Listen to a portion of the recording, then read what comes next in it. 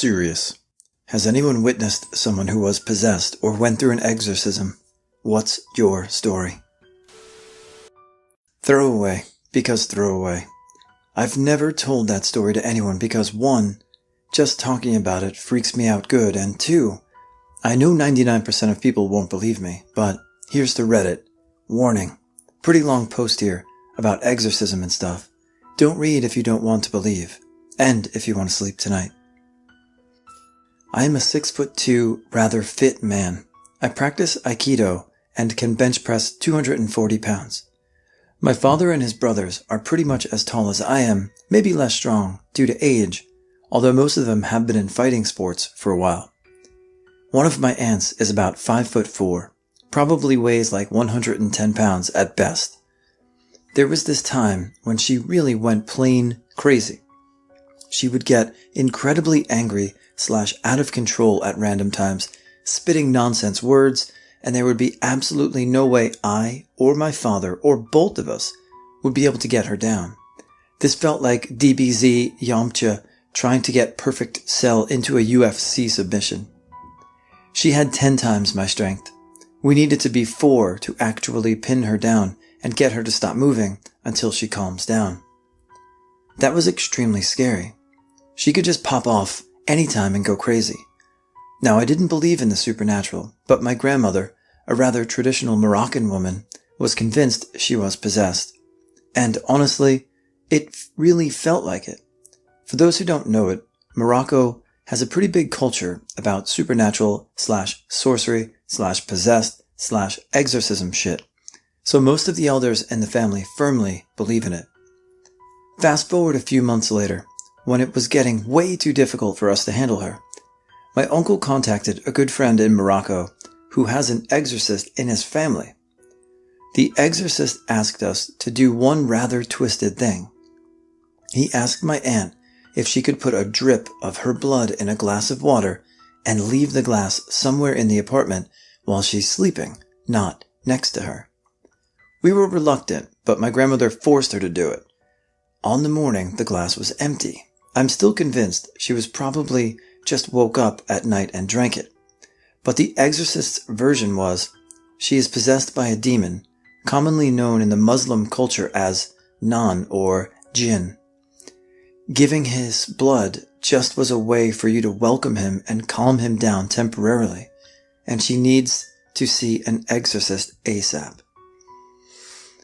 Now, we were getting convinced he was right, seeing her often getting crazier and crazier in desperate times. Sometimes you just chose to believe to a possible solution. So at this point, I decided to believe in what he said, and we had to go get a proof that he was right. We live in France. We decided to drive to Morocco, about 1,500 kilometers driving, plus a 6-hour boat, plus 500 kilometers in Morocco again. During the drive, I've never been as scared as this day. I was sitting down behind on the right, my father on the left, my aunt between us. She went crazy at some point. We couldn't really hold her, and she was trying to hit my uncle driving. We almost ran into a wall. My father had to dangerously choke her until she lost some strength. Anyway, here we are in Morocco, getting to this village named Sefro, known as one of the biggest places in the country where sorcery happens. Rather creepy place, and not in a conventional creepy way. What we know of creepy and just what horror movies picture, the African creepy is on another level. We get to meet this exorcist guy.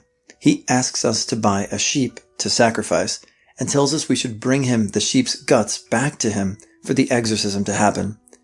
My father and uncle take care of this. Me, I am fucking scared. As stated earlier, I didn't believe in that shit.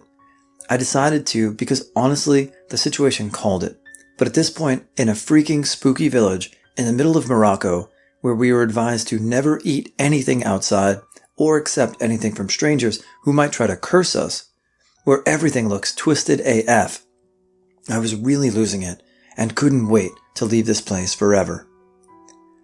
On the following day, we went to the exorcist's, bringing him these guts. He put them in a bowl, asks that if we are feeling strong enough, we should stay with him as more people would make it easier to exorcise my aunt, Well, I really wanted to leave, but seeing everybody staying, I stayed as well.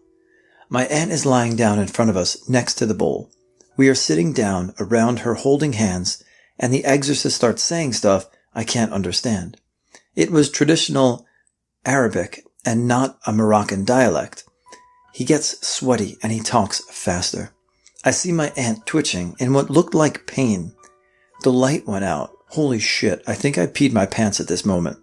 The exorcist screams something. My aunt screams as well. Then total silence. I think the silence was for about 30 seconds, but I felt like hours. The exorcist's assistant then came in with a lamp, and we see that both my aunt and him passed out.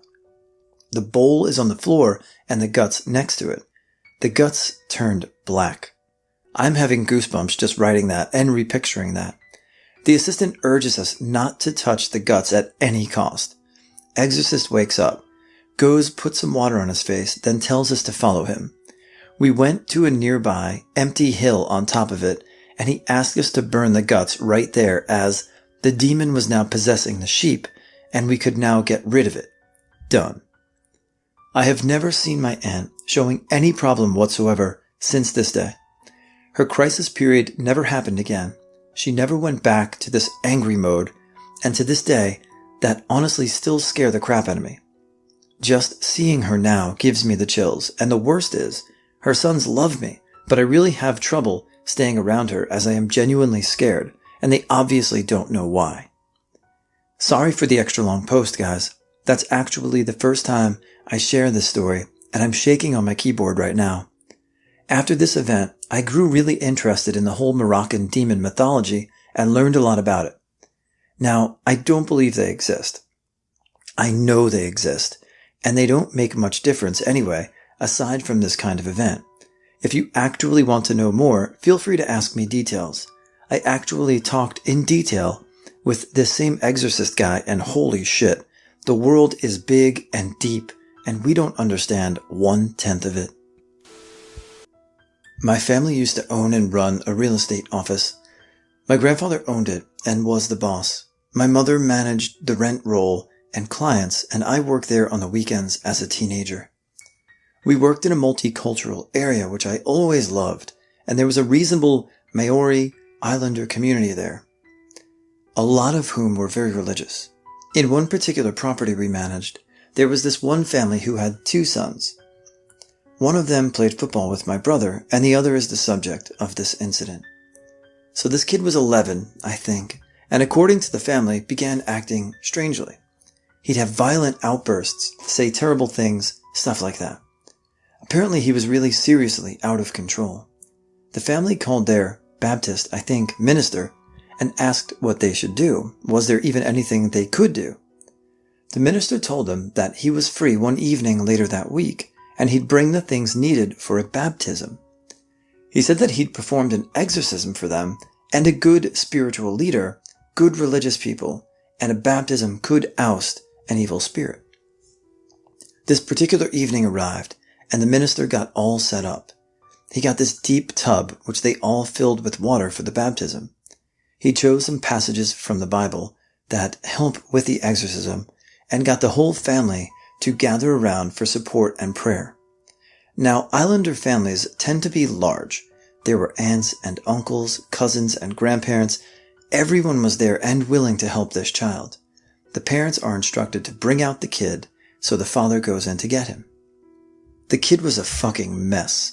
He was described as being like the Tasmanian devil from the cartoons, just all over the place. His dad put the boy over his shoulder and brought him down to where everyone was standing, the kid fighting it every step. But with his father being an absolutely enormous man, he didn't stand a chance. The minister said for everyone to gather around and put their hands on the child and to pray for him. The father held him in the middle of the family group, and everyone reached out their hands to touch the boy, who was thrashing around like a wild thing.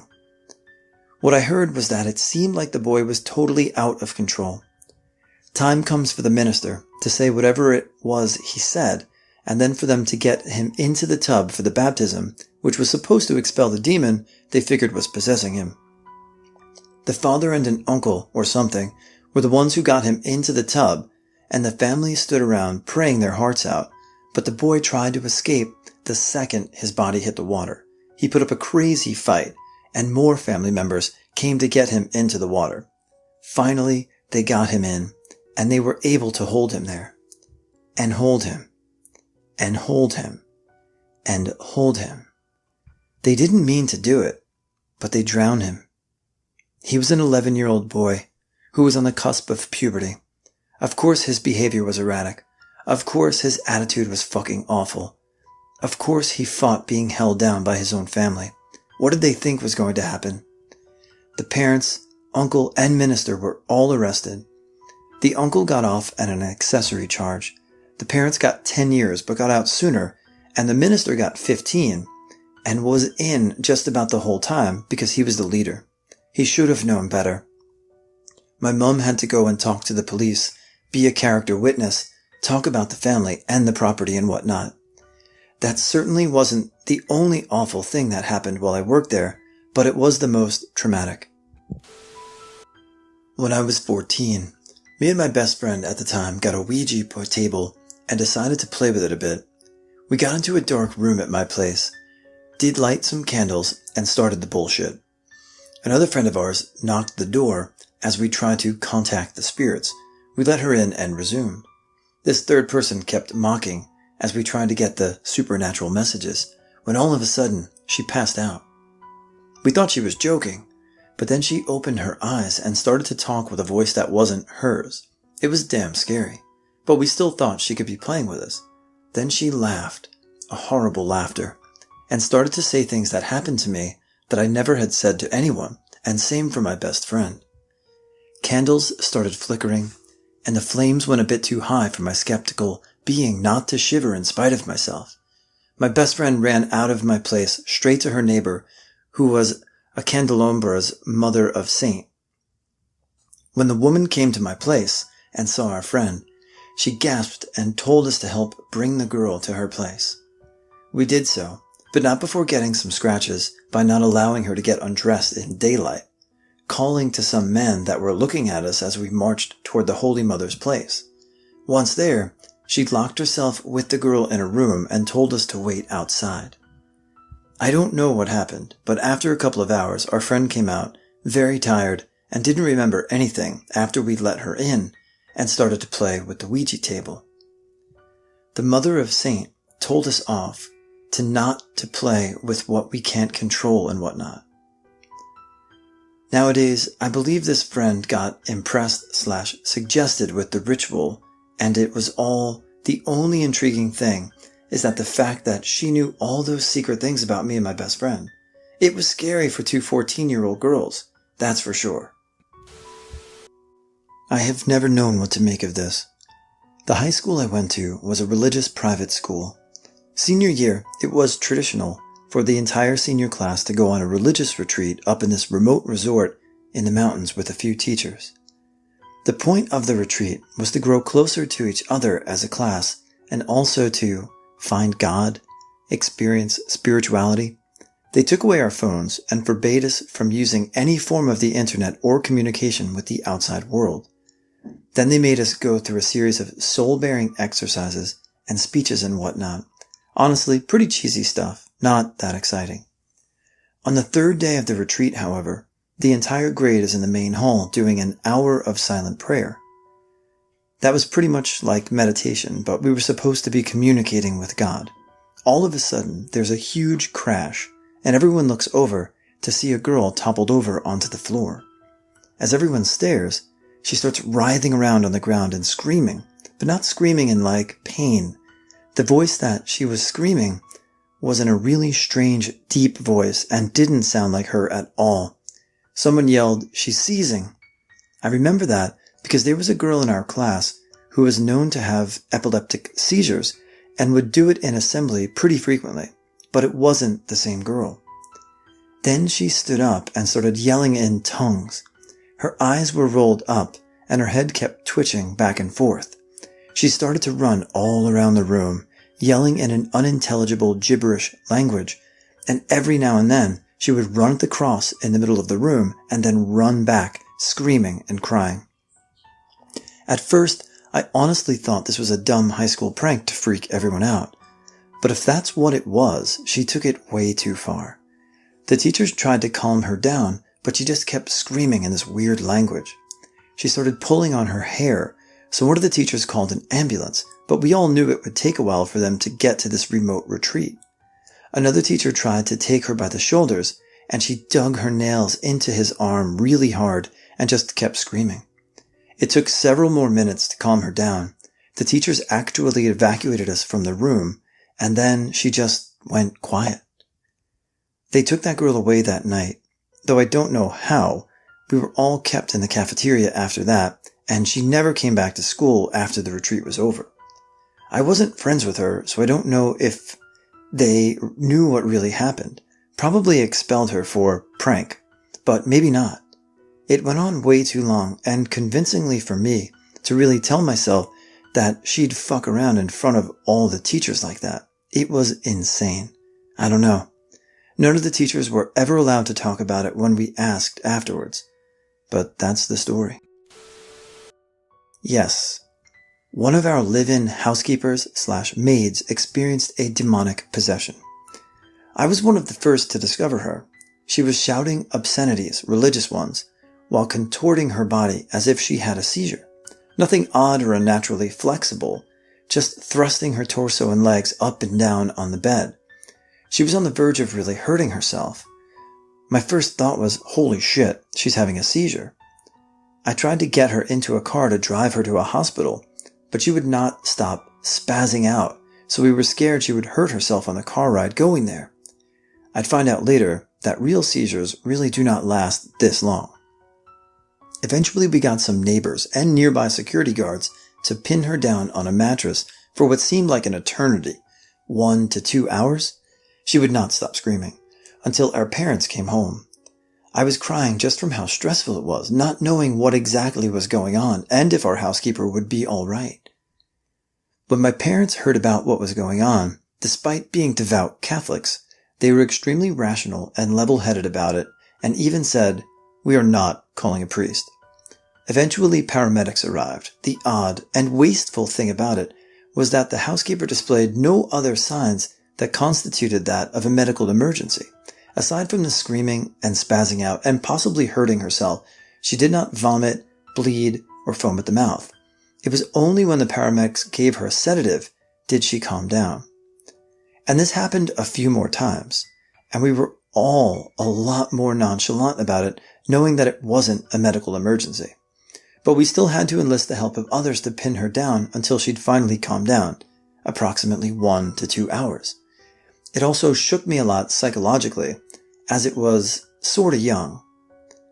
After she was laid off, I found out much later on that whenever she was possessed, her relatives would simply hog-tie her and tie her to the bed, and she would finally calm down.